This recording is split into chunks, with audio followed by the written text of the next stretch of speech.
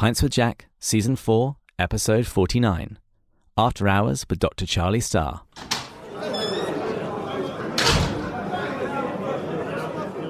Welcome, everyone. Pints with Jack is your weekly C.S. Lewis podcast where Matt, Andrew, and I break down and discuss the works of C.S. Lewis. This season, we're eavesdropping on the correspondence of a senior demon, Screwtape, as he explains how to tempt the patient, a human assigned to be tempted by Screwtape's nephew, Wormwood. Each week, we'll be considering a different letter, untwisting Screwtape's hellish logic, and forming a battle plan for our own spiritual lives. However, today is a Thursday, meaning that this is an After Hours episode. And today, I'm going to be interviewing Dr. Charlie Starr. Dr. Charlie W. Starr is an associate professor of English at Alderson Broaddus University in West Virginia. He teaches, writes, and lectures on classical American literature, film, theology, and on the works of C.S. Lewis and J.R.R. Tolkien. Dr. Starr has published numerous scholarly essays, over 100 popular articles, a dozen chapters for book anthologies, and 7 books, fiction, non-fiction, and scholarly, including The Fawn's Bookshelf, C.S. Lewis on Why Myth Matters, and Light, C.S. Lewis's first and final short story. He has published over a dozen never-before-seen C.S. Lewis manuscripts and has been hailed as the world's leading expert on C.S. Lewis's handwriting. Dr. Starr, welcome to Pints with Jack. Thank you, David. I'm delighted to be with you, and thank you for that kind introduction. That sounds like a really interesting fellow. I'd like to meet him sometime. Well, I'm really pleased we could have you on the show. I've heard your name bandied about for the last few years, and you're recently on Michael Jahosky's podcast, and since we're doing Screwtape, I knew it was finally time to have you on and talk about the Archangel Fragment. Right, yes, wonderful. Well, let's get on and do a little bit of housekeeping. First of all, the quote of the week. There was no question as to what the quote of the week was going to be today. It comes from the 1961 preface to the Screwtape Letters, where Lewis writes, "Ideally, Screwtape's advice to Wormwood should have been balanced by an archangelical advice to the patient's guardian angel. Without this, the picture of human life is lopsided. But who could supply the deficiency? Even if a man, and he would have to be a far better man than I, could scale the spiritual heights required, what answerable style could he use? For the style would really be part of the content. Mere advice would be no good. Every sentence would have to smell of heaven." I'm sure we're going to be talking about that later. But the next thing is the drink of the week, which for me today is chrysanthemum tea. And this is what I go for whenever I go to a Chinese restaurant. It doesn't have the same bitter taste that jasmine tea does when it's oversteeped. So that's my top tip next time you go to a Chinese restaurant. Dr. Starr, are you drinking anything? I am. I have my Lewis-sized teacup here, and it is filled with green tea with some half and half and a little bit of stevia. Lovely. Although I have it on good authority that no book was long enough and no cup of tea was big enough for Lewis. Although, if he drank out of anything, I'm sure it would have been a Pints with Jack branded mug, which should be coming out in the next couple of months. Oh, that's terrific. Now, we don't have a new Patreon supporter to toast today, so I just thought we would toast our guardian angels, because they work very hard, and I very rarely ever say thank you. So, cheers. Cheers. So, Dr. Starr, could you begin by telling us a little bit more about yourself, how you came to have an interest in Lewis, and how that became part of your career? Certainly. Grew up in Texas, spent about half my life in Kentucky and now in West Virginia. I've been a high school teacher, a college professor in English and humanities, dabbling also in some film. First read C.S. Lewis in college. I remember reading the Narnia books the summer after my freshman year, and read Lewis off and on then for the next decade or so. And just before moving from being a high school teacher to a college teacher, I read Till We Have Faces. And at that point, I was hooked for the rest of my life. Of course, as a high school teacher, you don't have a lot of time to spend doing research or writing.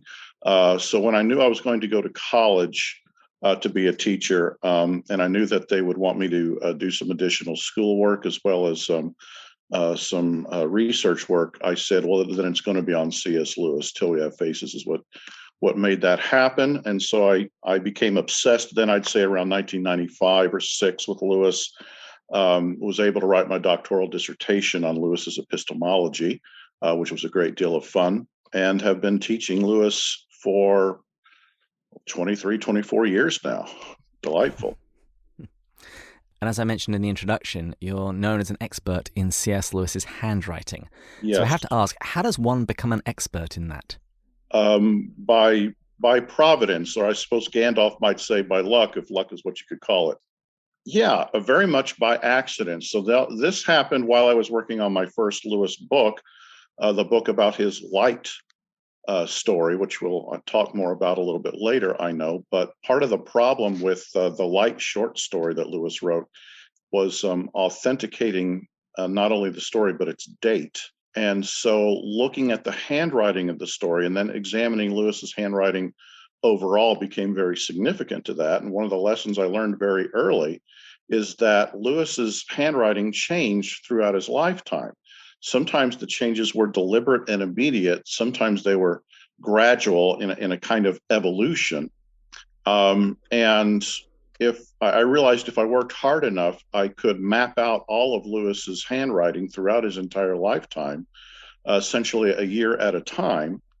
And then I would be able to take a look at the handwriting and say, well, he wrote this within this 2-year period, this 3-year period. Later in life, it's more like a 5-year period, sometimes 10, depending. But even in the 50s and 60s, when his handwriting stabilized, there are still little changes that you can look for. Sometimes I can get it down to a year and a half. And then when you mix that with external evidence that you know of, from the publication dates for a text or from his biography, you can often narrow down a piece of Lewis handwriting to within a month or at least a year. So to be able to authenticate the light short story and to be able to put a date to it, I had to learn Lewis's handwriting. And since then, it's been an avenue for working with Lewis texts, original manuscripts on a much wider basis, which is just a blast. Anytime you can hold an original Lewis manuscript in your hand, or even if it's just looking at the pictures of some manuscript that's never been published, and either you're dealing with it or somebody sends it to you and says, hey, can you help me out with the dates on this? Well, then it becomes delightful. It's also a little bit silly because I can claim with confidence that I've probably spent 200 or 300 hours looking at the letter F in the handwriting of C.S. Lewis, because for some strange reason it all came down to the letter F is the primary indicator for figuring out a particular Lewis date. That's really impressive. It's a lot of fun. See, I'm of the generation where I can do cursive. I very rarely ever do.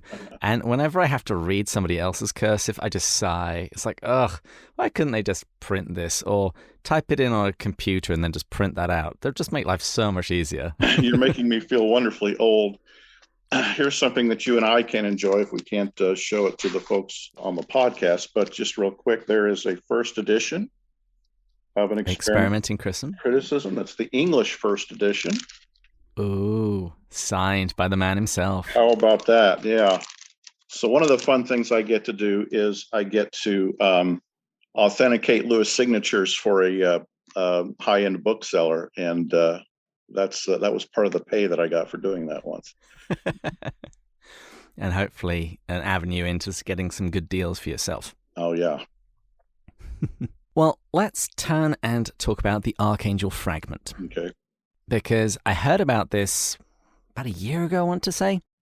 And so when we started the Screwtape Letters, I knew I wanted to have you on to talk about this. I had read about it on Brenton Dickinson's blog. So can you just give us the background to all of this? Where did the fragment come from that is now known as the Archangel Fragment? Mm-hmm. So this began in 2011 while, once again, I was writing the light book. I got to go to Oxford. I got to go to the Bodleian Library and work with Lewis's brainstorming notebooks. That's a good way of thinking about them. And there are probably half a dozen or so of these notebooks with more in the possession of the Walter Hooper estate. And in the notebooks, Lewis would simply open sometimes to random pages or just to the next blank page, and he would write notes or begin work on a particular text or the like. One of these notebooks is sort of the famous notebook number 5, and it is at the Bodleian.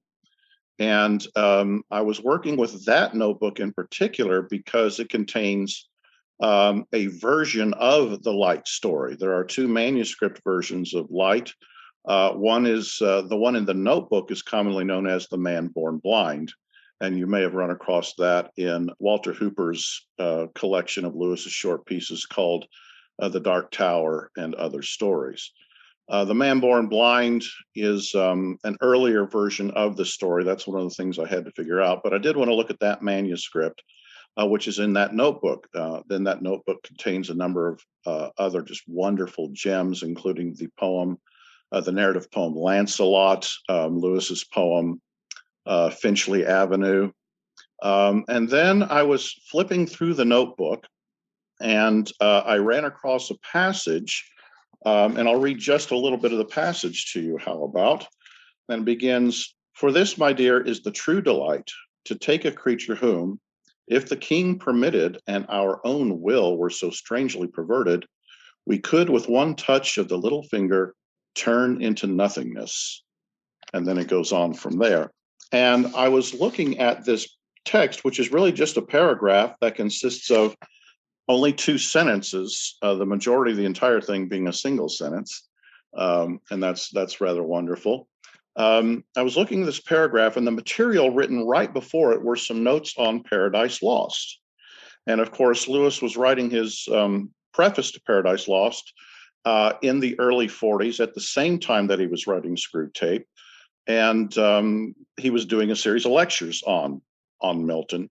So at first, I thought the text might just be something having to do with Paradise Lost, with some sort of an angelic point of view or the like. And then when I flipped the page to what we would call the verso side of the manuscript, I saw a strange little sentence that referenced something like the children teaching the bears by the bend in the river. That's not quite word for word, but it's something rather like that. And I said to myself, wait a minute, I have seen that before. Where have I seen that before? And I had to think about it a great deal, and I really couldn't confirm it till I got back to the States. But there is a famous Lewis collector named Ed Brown, and Ed passed on to meet Jack a few years ago. But he had a wonderful collection, including every Lewis first edition ever, and usually with the dust jacket, which now belongs to Taylor University in Upland, Indiana. But at one point, Ed owned a copy of the Screwtape Letters, a first edition that was heavily annotated by Lewis. And on the back cover, I think it is, or on one blank page, Lewis had written something like, "I tried to get the letters from the other side, from the Archangel side, but the only thing that ever came through was," and again, it's something like, "children training their bears in the cliffs by the river." So the wording wasn't exactly the same as in Notebook 5, but it was close enough that I was able to make the connection. And that forced me then to back up and realize that the text that I just read a portion of to you was, in fact, Lewis's singular attempt to write an Archangel letter. As per the text that you read from the 1961 preface, where Lewis said, what I really wanted to do was write an Archangel letter, a series of letters that would go side by side with Screwtape's letters. I just couldn't do it, but I did try it once, and I had just sort of run into it by accident in the notebook. In the most recent publication of Sehnsucht, a friend of mine named Joe Rickey has suggested even which Screwtape letter the Archangel fragment might correspond to, because there is a Screwtape letter that talks about teaching the child to believe that mine means that the teddy bear that he owns is the one that he can rip the head and arms off. So there might be a bear's connection there, or something like that.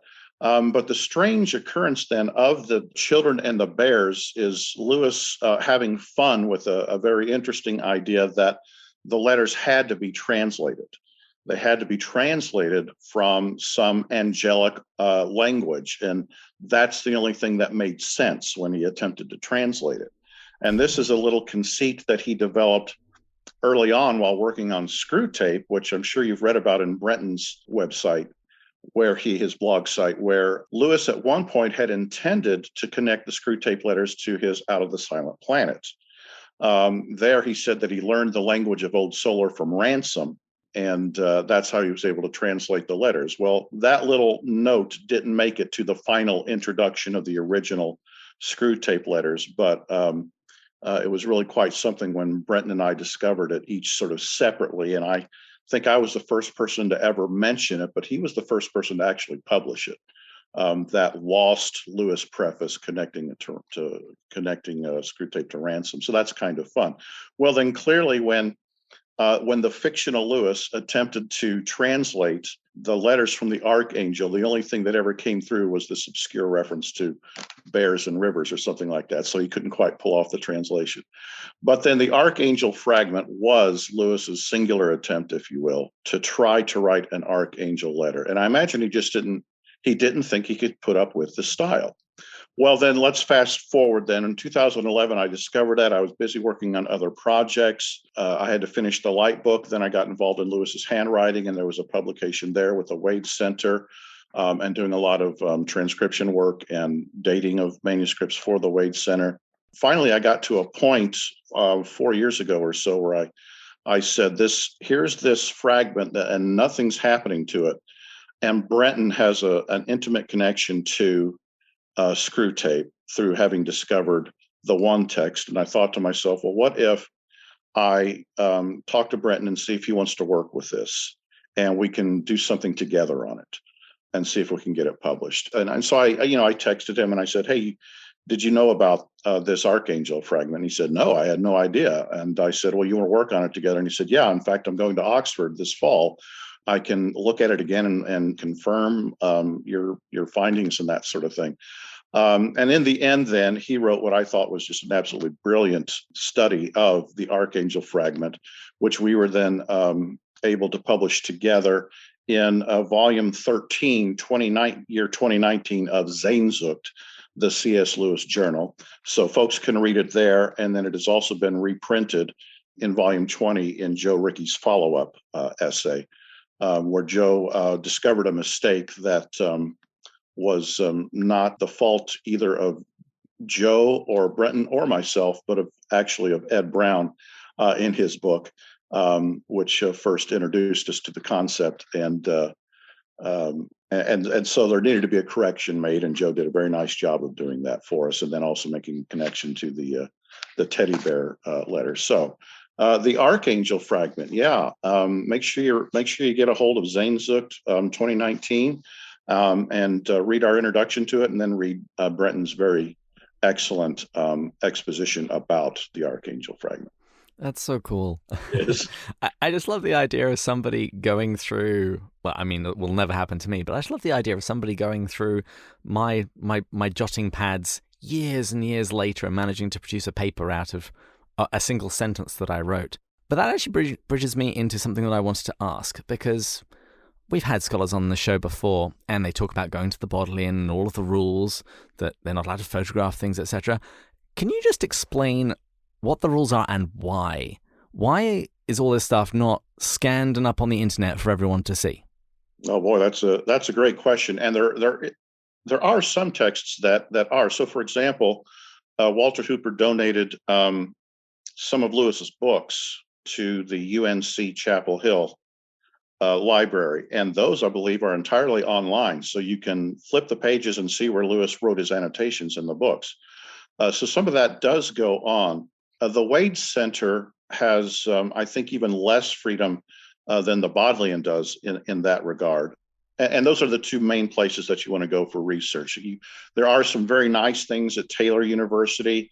a few nice pieces at the Lanier Theological Library in Houston, which most people don't know about.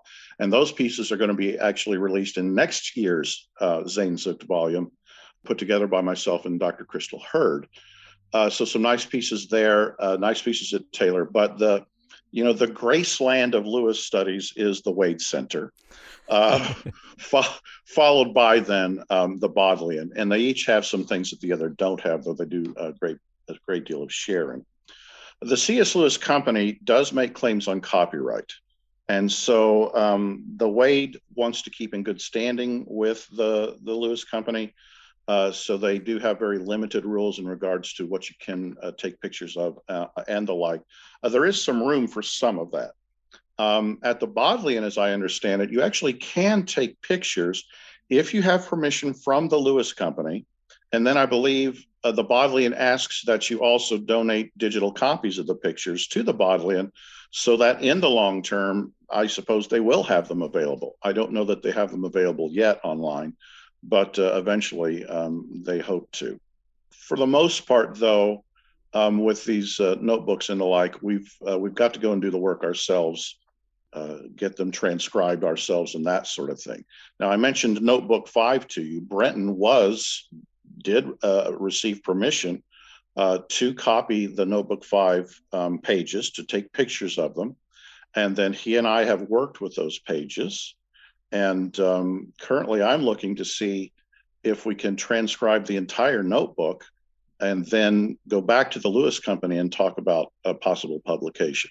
So they're very good at letting you make transcriptions of texts. It's possible to get, with permission, it's possible to get pictures of the original manuscript so that you can transcribe them.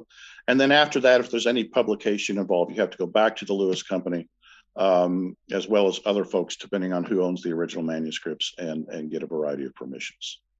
Returning to the Fragment itself, I don't think I've ever heard anybody ever trying to do their own angel version of Screwtape, whereas I've come across lots of different versions of people trying to mimic Screwtape and giving their own hellish advice. But I can't really think of anybody that's tried very seriously to do the angelic version. Do you think that Lewis is right in his assessment in that preface, that it's basically not possible, that nothing could drip of heaven in such a saturated manner as it would have to? Yeah, I think that's right. And I think it's a matter of two things. I think it's a matter of content and style. So, the voice of an angel, I mean, that's even a phrase we use in our language to refer to somebody with a beautiful musical voice. The voice of an angel, for all we know, would be musical. And could that voice then be captured? Although it is captured in the biblical text from time to time when somebody shows up to make an announcement. And maybe occasionally in Dante. Yes. Yeah. And, and when you think of portrayals of heaven or of angels, you automatically think of just how few there are. Dante in the Paradiso being, the great, wonderful example. And then there's a beautiful moment at the ending of George MacDonald's Lilith, where you get a heavenly vision. Or, of course, the last battle with Lewis, or the end of the Voyage of the Dawn Treader, where things become sort of angelic or heavenly. The Great Divorce. But boy, it's just rare that anyone tries to pull off heaven and pull it off successfully. I remember when the first Lord of the Rings film came out, The Fellowship of the Ring, and I thought those films were good adaptations. Film has to adapt literature. It can't just put a book on and there you have it. In film, it'd be 70, 80 hours long, but I'm okay with it. Yeah, that might not be such a bad thing. But so I thought it was a great adaptation. But one of the complaints that I thought was fair about the first film was that Peter Jackson's much better at pulling off orcs than he is pulling off elves. So if elves are a kind of angelic counterpart to orcs, which in Tolkien's mythology isn't entirely accurate, but sort of, then the orcs the Uruk-hai of Saruman are far worse than Galadriel is good. And of course, I loved Galadriel. I thought it was a great portrayal, but human beings have a difficult time pulling off heaven and pulling off the angelic. And I'm sure that has something to do with our fallenness. You can see that then in superhero storytelling too. In the '60s, all the superheroes were just good guys, all right, and those were stories written for kids. But when in the '70s we wanted to try to adapt comic books and try to make them more adult or adapt them to the cynicism of the '70s, where our heroes were no longer John Wayne, they were Clint Eastwood and Dirty Harry movies, that sort of thing. We started darkening the Dark Knight. We started developing a Wolverine who is the best there is at what he does, but what he does isn't very nice. The two characters who held on the longest were Captain America and Superman. But then think of how long it took for us to really produce films in which Captain America and Superman were very, very good and yet still believable. And I think in the whole Marvel Cinematic Universe, what they pulled off with Captain America was just terrific. You get a really good guy, and the rest of the characters, they all have their problems that they got to deal with. Captain America was my favorite, which hurts a little bit to say as an Englishman, but I loved it for that very reason, that we had a character who wasn't cynical, who was just good, even when things start getting complicated in Civil War. And yeah, I think that's a tremendous achievement. Well, there are 4 other topics that I wanted to bring up while I've got you on the phone. And since we're talking about movies, I wanted to get your thoughts on the upcoming Netflix Narnia series, if it ever sees the light of day, following COVID, etc. Just in broad strokes, what do you think they should do? What do you hope that they're going to actually, particularly because you mentioned there that adaptation is necessary, and I completely agree. I think actually some of the worst Narnian adaptations is when they've just slavishly followed the text. At worst, it's just been a bit boring. And then in other cases, they've innovated wildly, and that's irritated me for other reasons. Do you have any thoughts on that upcoming series when it actually makes the light of day? Yeah, I suppose I have two minds. One, I'd love to see the 4 books that have not been made into big blockbusters as standalone films. So there's my one mind. The other mind says, let's start over and let's do episodic storytelling, like with Game of Thrones, but PG or G rated, that sort of thing. And let's try to be true to the text as possible, while also producing adaptation and making them filmic. So if we take the Lion, the Witch, and the Wardrobe movie from now over a decade ago as a good emblem, here we have a movie that I thought was a fair adaptation. It stuck to the original text pretty well, but they also did some embellishing for the sake of film. There's a gigantic battle sequence, for example, at the end of The Lion, the Witch, and the Wardrobe. Well, there is a battle sequence in the book, and it isn't described for very long. But film really calls for spectacle, doesn't it? Absolutely. Yeah, film calls for a big battle sequence like that. So I thought that was fair. When the kids are trying to cross the ice on the river and they end up floating on little tiny icebergs down the river, that got quite a ways away from the text, but I didn't mind that too much because, again, we came back to the text. And I thought that the fairest critique of that Lion, the Witch, and the Wardrobe film was the one given by Lou Marcos, who essentially said the film becomes too much about the choices that the kids make and not enough about the choice that Aslan makes. And so that drifted a little bit. And I thought that was a fair critique, but otherwise, I was really happy with that film. But then with Prince Caspian and the Dawn Treader, they get so far away from the text that it no longer is adaptation. Caspian was almost an adaptation, but it wasn't an adaptation. I decided to call it a resemblance. And then Dawn Treader, by Dawn Treader, I was lost. So I suppose on the one hand, I want to see the series finished because, we got the BBC ones back in the 70s or 80s. It was 80s. I watched them as a child. And we got through 4 books, right? And that's great. And it was cool to see Tom Baker as Puddleglum.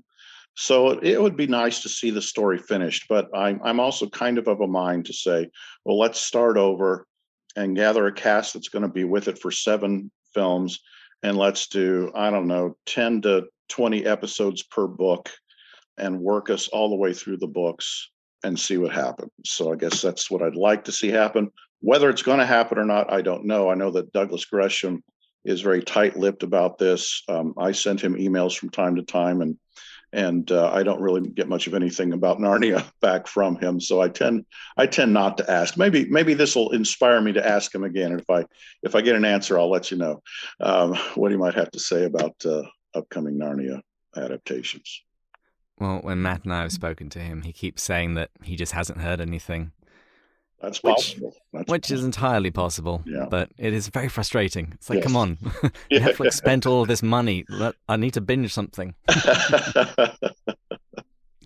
And my one controversial opinion with regards to that Netflix series, I am a diehard publication order only person, but for the very reason that you said about wanting to see the other movies, I am actually willing for them to go in chronological order, just so I can see The Magician's Nephew and Horse and His Boy sooner than later. Oh, wow. Jeez, I don't know if I can worship that way. Well, I like I said, it's kind of controversial, and I do feel kind of dirty even suggesting it, but I think I've reached peace that I'd be happy if I can just see The Magician's Nephew and Shasta, sometime within the next decade. Isn't The Horse and His Boy the book that just grows on you after many readings? Absolutely. When I was a kid, it was my least favorite. Yes. When I reread the series as an adult for the first time, it suddenly became my favorite. Yes, I know exactly what you're saying. And it's so important to read it fifth because because if you take the first four books, they are books where the quests are clear, where meaning is clear and purpose is clear. And then you get into The Horse and His Boy and you're as lost as Shasta is. And what you end up realizing is that book is the one Narnia book that is most like real life here back in our world. I shouldn't say real life because Narnian life is real too. But anyway, life back here in our world. It's like the book of Ruth, where you don't know what's going on. You know that God is out there and that he's in charge, but you're not sure how he's working things out. But then all of a sudden at the end of the story, it all comes true. It all makes sense. All the prophecy is finally revealed, and you fulfilled the prophecy, even though you didn't know that you'd done that. But you can't get that from Horse and His Boy if you read it too early, at least not as much, I think. And I think that's the reason why it suddenly became my favorite when I read it in my mid-20s, when I was beginning those wilderness years of trying to work out life and looking for God when he seemed very, very absent or at least hidden. Well, that was a lovely diversion into Narnia. Let's bring it back to something that you've mentioned a few times now, which is your book Light, C.S. Lewis's first and final short story. So, for those who aren't familiar with it, what's this story about, and why is it both his first and last short story? Yeah, so I'm happy to announce that Light has just been released in hardback for the first time, and is available on Amazon in both hardback and softback form. And I believe there's a Kindle version as well. The Light story is very mysterious. A 4-page manuscript on what's called foolscap, which in America might be something like legal size paper. 4 sheets of foolscap. This manuscript showed up out of nowhere in 1984 or so. And so we're looking at 20 years after C.S. Lewis's death. And here's a complete short story with Lewis's name on it. And then the short story is strange because of what the story is about itself. The story is about a man who is born blind. His name is Robin. Robin is given an operation that allows him to see. And the thing that he was most excited about seeing is light.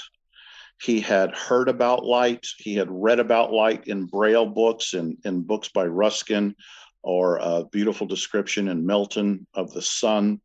And he wanted to see light, but nobody could show it to him. He asks his wife, "Where's the light?" She says, "Well, it's all around us." And he says, "Well, but I don't see it." And she says, "Well, don't you see it coming from that lamp?" And he looks at the lamp and he says, "Is that light?" And she says, "Well, no, that's a lamp. It's giving off light." And he says, "Well, where's the light?" And she says, "It's all around us." And so what Robin doesn't understand, and what his wife can't explain to him, is that is the way optics works, which is we don't so much see light as light is the thing that allows us to see everything else. So Robin wants to see light, and he goes out looking for it. And he would go on walks in the morning to try to find light. And one day he's walking on the lip of a quarry when he comes across a painter. Well, he's never seen a painter before. The man's there with an easel and his brushes, and he says, "What are you doing?" And the man says, "I'm trying to capture light, if you must know." And Robin says, "Oh my, so am I." And the man says, "Well, there it is." And he points into the quarry. The sun is just coming up, and the light is shining in from the sun is shining into the quarry. And the quarry is filled with fog. And so the man says, "There it is, real liquid drinkable light." And that idea of liquid light is a very repetitive image in Lewis's writing in a variety of places. And Robin is so excited that he's finally found light that he leaps into the quarry, and he falls through the fog and dies. And that's the end of the story. So light then became this incredible mystery. First of all, because of the manuscript itself, and secondly, because of the meaning of the story. Well, then in addition to that, there was a Lewis scholar named Catherine Linskog who had claimed that the early version of the light story, The Man Born Blind, which Walter Hooper had published in 1977, was a forgery. She did not believe that Lewis wrote light. And as I said, she accused Hooper of forgery. I was presented then with a triple enigma here. Was this, in fact, a story by C.S. Lewis was an issue? Some of the early facts that everybody knew were things like Douglas Gresham had claimed that Lewis had read the story to him in the 50s. So that kind of did it, right? He was there, and Lewis read him the manuscript. He even said back then, though, it was called Light. So Douglas had actually seen the Light manuscript, not the Man Born Blind version. But Owen Barfield had said that the story was actually written by Lewis in the 1920s, possibly as late as 1930, but he didn't think so. And he thought it was written by a non-Christian Lewis who was writing about what Lewis called his Great War with Owen Barfield that had to do with a variety of issues involving epistemology. So here was Barfield claiming that the story was written by not an atheist Lewis at that time. It would be either an idealist.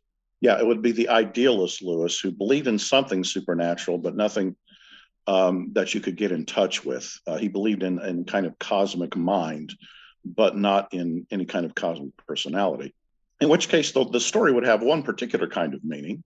But then if what Gresham said was true, then the story was written in the 50s by a very Christian Lewis, it would have a completely different kind of meaning, wouldn't it? So again, I was presented with a real mystery. And that involved then needing to go to Taylor University to look at the Light manuscript and work on transcribing it, comparing that to the Man Born Blind version of the story, visiting the Wade Center to look at some things, especially Lewis's handwriting, going to Oxford to the Bodleian to look at the original Man Born Blind version of the story, because all I had to work with were pictures from the Bodleian. I had to get permission, and then the Bodleian said, "Well, we'll take the pictures for you, but we're going to charge you $25 per page." And of the 15 or so pages that I needed out of the notebook.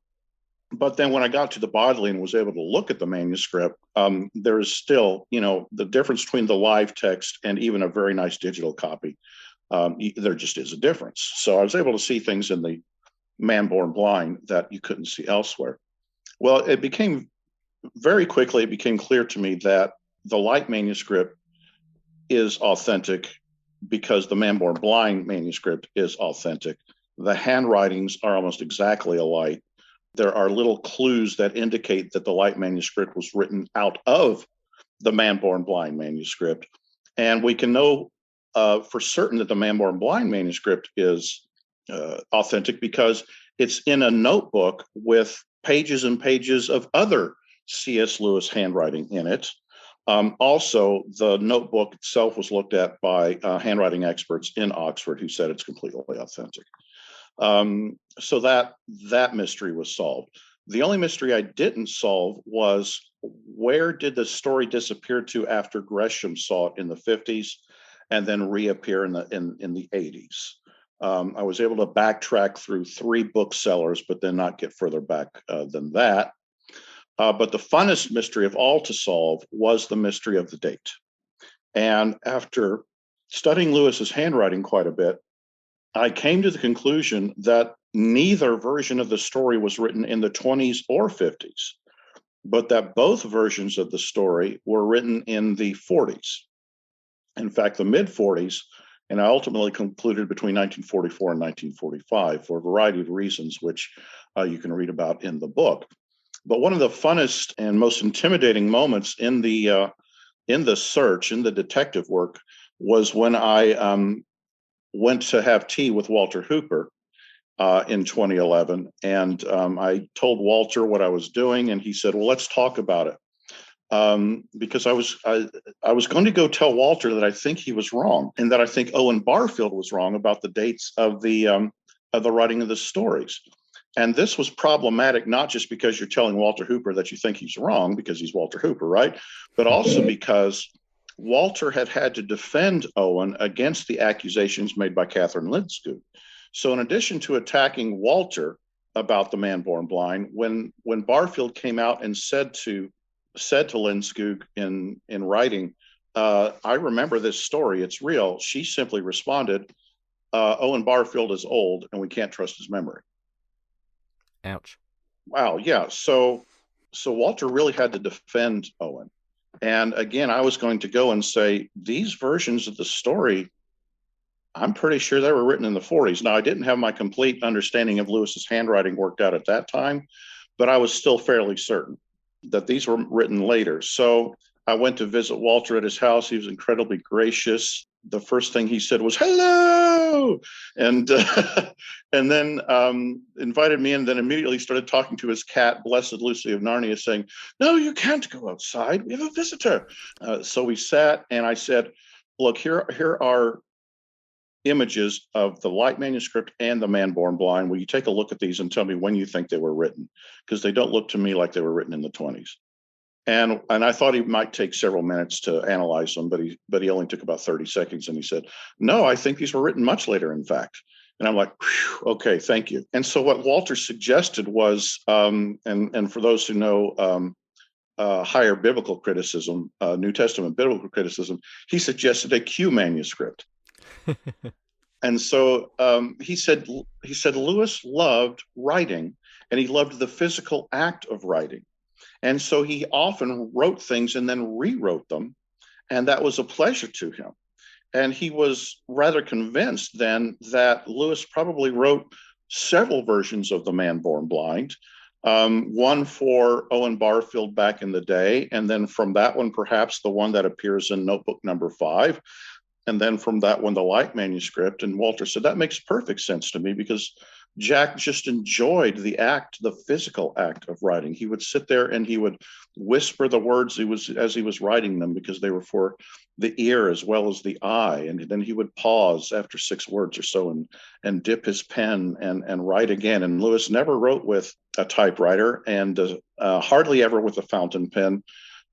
He tried a fountain pen for a while, but didn't like it. Occasionally with a pencil when he was just doing notes. But when he was writing a manuscript, he used a dip pen because he liked the rhythm that pausing to dip gave him. You write a few words, you dip, you write a few words, and you're whispering them as you write them. Someone has once said, and I would love to take credit for this, but I can't, and I don't remember even where I read it anymore, but somebody once said that C.S. Lewis was the master of the 6-word phrase. That's because that's about how many words he could write before he would have to pause and dip his pen again. That's all fascinating. This is wonderful. Well, let's talk about one of your other books, The Fawn's Bookshelf, C.S. Lewis on Why Myth Matters. And I mentioned Michael Johosky earlier, and I would definitely encourage listeners to listen to that interview. I'll make sure there's a link in the show notes. But in broad strokes, what's The Fawn's Bookshelf about? I wrote my doctoral dissertation on Lewis's epistemology, focusing on fact, truth, and myth in the thinking of C.S. Lewis, something that comes from a sentence in Paralandra where he talks about those concepts. So there needed to be a great deal of look at Lewis's theory of myth, and I've been fascinated by that ever since, probably even before the dissertation, which is why I went in that direction. One of the things that occurred to me a few years ago, though, is as much as Lewis scholars, critics, and fans talk about Lewis's theory of myth, no one had yet bothered to write a book on Lewis's theory of myth. We've got lots of chapters in books, but no one had yet actually tried to write a book on Lewis and myth. So I said, well, I think it's probably time that we do something like that. The impetus was actually a talk that I gave at a Lewis conference for the, C.S. Lewis and the Inkling Society conference. One year in Arkansas, I believe that was in 2016. The conference title was Is Man a Myth? Which, of course, is the title of one of the books on Mr. Tumnus's bookshelf. I thought, well, as a speaker for the conference, maybe I'll play with that a little bit.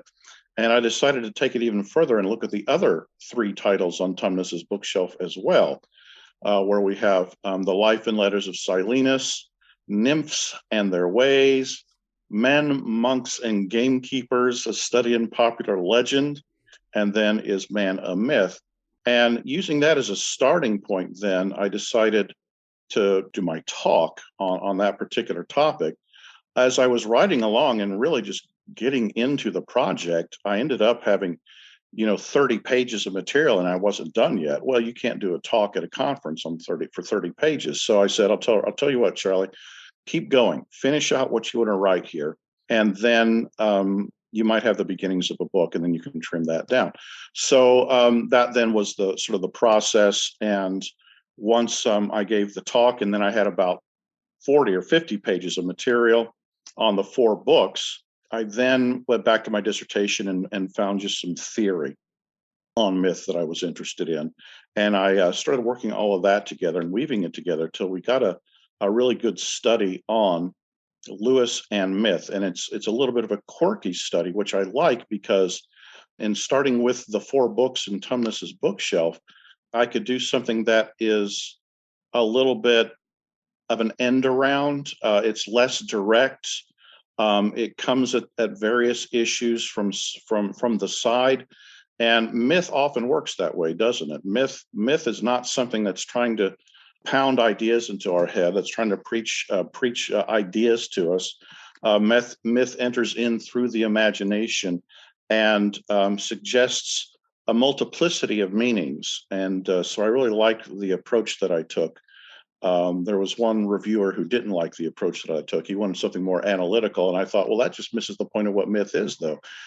Myth is kind of the opposite of analysis, although you got to do some analysis if you're going to talk about the theory of myth. So that got put together with a really nice introduction by Devin Brown, whose introduction is probably better than my book, and I'm not happy with him for that. But Devin is really a top-notch writer and just a terrific friend as well. So there are studies of the 4 books on Tumnus's shelf. There's some work on where myth comes from in Lewis's thinking, the origin of myth, trying to define myth, and then myth looked at from an epistemological point of view. How does myth function to teach us?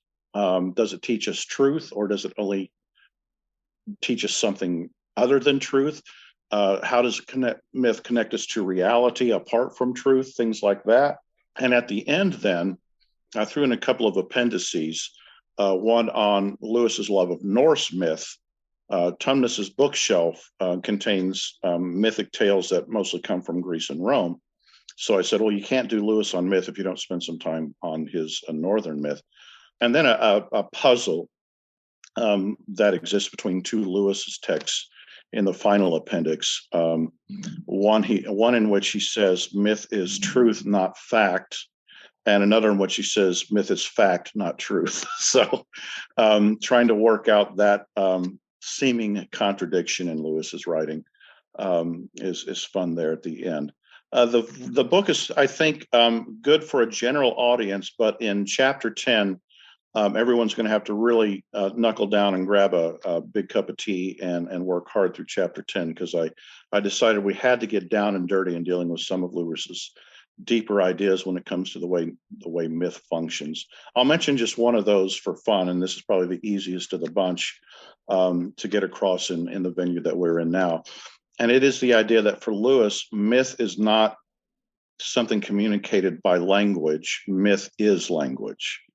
Myth is a mode of languaging, which can be communicated by words, but it can be communicated by anything else, like by film or the like.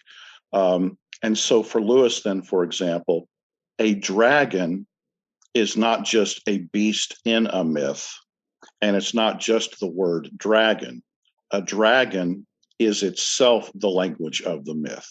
So all of the objects and all of the plot elements you get in a myth, dragons, trolls, elves, hobbits, fawns, talking beasts, and then plot elements, underworld journeys, deaths and resurrections, finding the golden tree, finding the country on the other side of the door, of the magic door.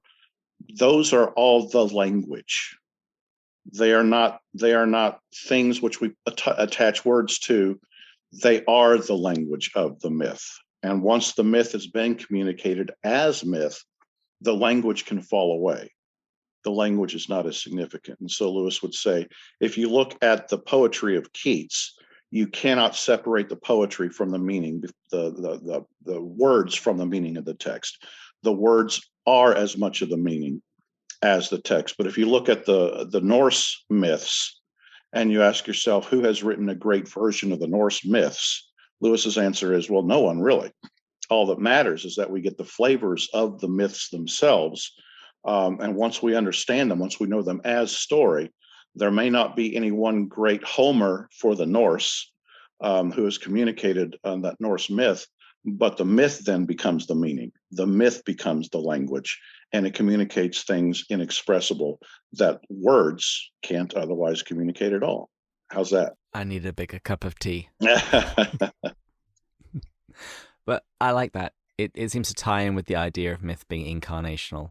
The mode of the communication is the message as well as the message itself. Oh, I love that. I'm stealing that. Myth is incarnational. Beautiful. And again, I thank you so much for letting me share with you all tonight. Well, thank you for coming on the show. And listeners, there'll be links to everything in the show notes. And we'd also like to thank our Patreon supporters, particularly our top-tier supporters, Gary, Stephen, Matt, Jeff, Chris, John, James, Kate, and Rowdy. As always, there are Pints with Jack t-shirts available from the website, pintswithjack.com, and Pints with Jack game-carrying glasses available also. Thanks again to Dr. Starr for joining us today. And listeners, please join us again next time, when we'll be going further up and further in. Cheers. Cheers.